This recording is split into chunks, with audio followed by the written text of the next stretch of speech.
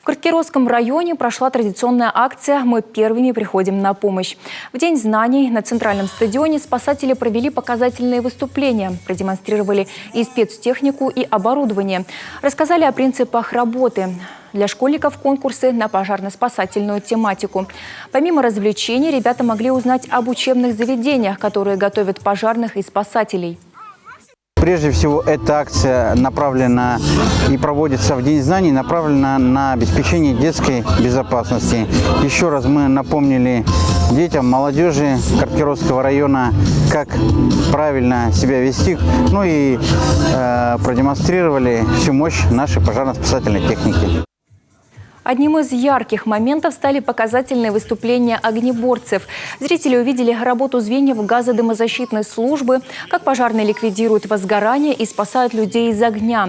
Социальная акция Главного управления МЧС России по Коми «Мы первыми приходим на помощь» проходит ежегодно в разных городах и районах республики.